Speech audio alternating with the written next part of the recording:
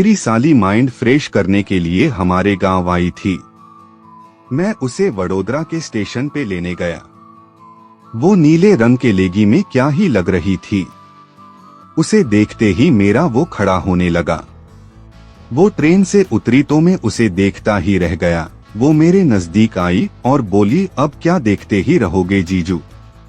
फिर मैंने उससे कहा, भगवान ने 2 आंखें दी तो देखूं भी नहीं। ये बोलते ही वो हंस दी और बोली, घर चलो अब दीदी को देख लेना। फिर हम दोनों स्टेशन के बाहर आ गए और मेरी टाटा नैनो कार में बैठकर घर की तरफ निकल गए।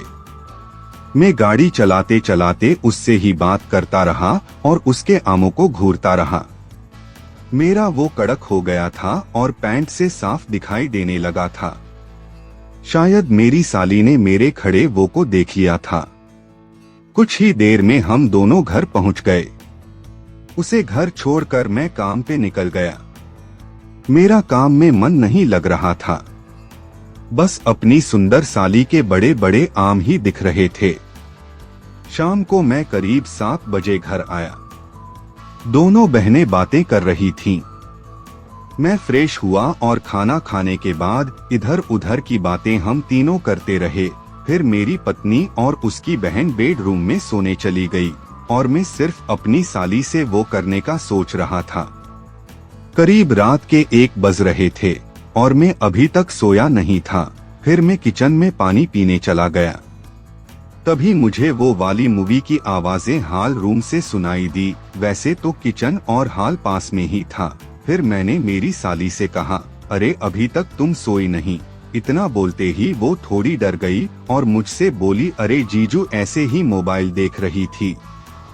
मैं मन में कह रहा था कि मेरा वो करने का आधा काम पूरा हो गया।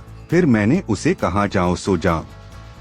उसके बाद मैं अपने रूम में आ गया और अपने मोबाइल में मेरी साली की फोटो देखकर अपने पुष्पराज को हाथ लगाकर उसे जोर जोर से ऊपर नीचे करके वो मारता रहा और अपना मल स्टाइल पर गिरा के सो गया।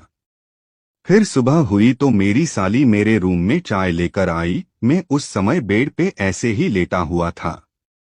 जैसे ही वो मेरे रूम से जाने लगी तब उसकी नजर स्टाइल पर मेरे गिरे मल पर पड़ी तो वो थोड़ी नीचे झुकी और मेरे गिरे मल को अपनी उंगली से लगा लगा कर उसे चाटती रही और मैं अपनी तिरछी नजर से उसे देखे जा रहा था।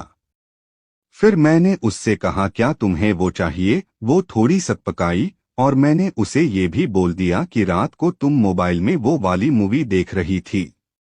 फिर वो मेरी तरफ आने लगी। फिर उसने मुझसे कहा, जीजू प्लीज आप दीदी को इसके बारे में कुछ नहीं बताओगे? उसके बाद मैंने उसे अपनी तरफ खींचकर उसे अपनी बाहों में भर लिया और उसके आम को दबाते हुए उससे कहा, कुछ नहीं बताऊंगा मेरी जान, बस मुझे वो करने दो। फिर मेरी साली ने ठीक है बोल दिया। फिर मैं उठकर उसके बगल में खड़ा हो गया और अपना पुष्पराज निकाल के उससे चूसने को कहा।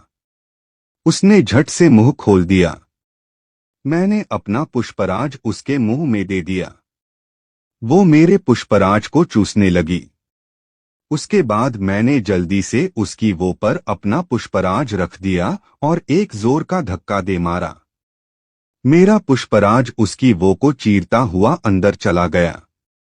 मैं फुल स्पीड में अपनी साली की वो में अपना पुष्पराज डालता रहा। फिर कुछ 30 मिनट के बाद मेरा मल निकलने लगा। तब मैंने उसके आमों पर मेरा मल गिरा दिया। फिर वो मेरा गिरा मल चाटकर अपने कपड़े लगाकर मेरे रूम से चली गई।